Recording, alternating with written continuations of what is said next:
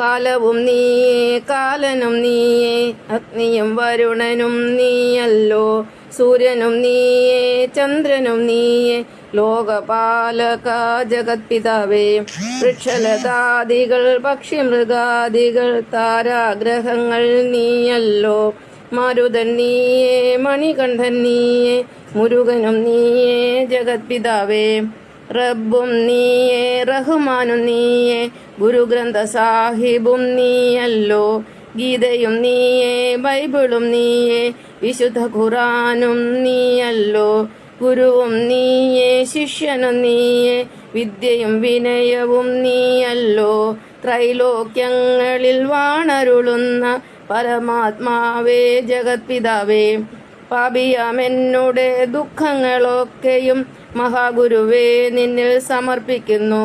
കൈവടിയല്ലേ ജഗത്പിതാവേ, കാത്തരുളിയിടണേ ജഗദ്ഗുരുവേ. ഇപ്പം ചെറുപ്പം തൊട്ട് അച്ഛനില്ലാതെ വളർന്ന ഒരു കുട്ടിയായിരുന്നു ഞാൻ. അപ്പോൾ എൻ്റെ അച്ഛൻ്റെ സ്ഥാനത്തിരിക്കുന്ന ഭഗവാനാണ്. ഭഗവാനെ ഞാൻ പിതാവായിട്ടാണ് കാണുന്നത്.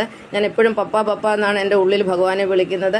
ആ ഭഗവാനെക്കുറിച്ച് എൻ്റെ ഉള്ളിലിരിക്കുന്ന രൂപം ഇതാണ്. ഇത് കേൾക്കുന്ന നിങ്ങൾക്ക് മനസ്സിലാവും ഏത് രീതിയിലാണ് ഭഗവാന്റെ രൂപം ഇരിക്കുന്നത്. ഭഗവാൻ എന്ന് പറഞ്ഞാൽ പിന്നെ ഒന്നല്ല.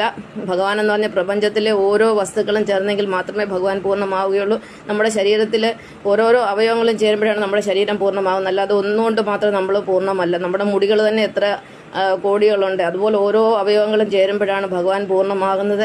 എന്ന് പറഞ്ഞാൽ ഭൂമിയിലെ ഓരോ മനുഷ്യനും, അത് അസുരനായിക്കോട്ടെ ദേവനായിക്കോട്ടെ, എത്ര മോശമോ എത്ര നല്ലതോ എത്ര എങ്ങനെയുള്ളവരായിക്കോട്ടെ, മനുഷ്യൻ മാത്രമല്ല മൃഗങ്ങളും പക്ഷികളും സകല ജന്തുക്കളും സർവ്വചരാചരങ്ങളും സർവ്വഭൂതങ്ങളും ചേർന്നെങ്കിൽ മാത്രമേ ഭഗവാൻ നാരായണൻ കംപ്ലീറ്റ് ആവുകയുള്ളൂ. ഭഗവാൻ ഒരു വലിയ ഭൂമിയാണെങ്കിൽ നമ്മൾ അതിൻ്റെ റിപ്ലിക്കാണ്. ഒരു ചെറിയൊരു ഗ്ലോബ് മാത്രമാണ്. ഇതാണ് എൻ്റെ സന്ദേശം.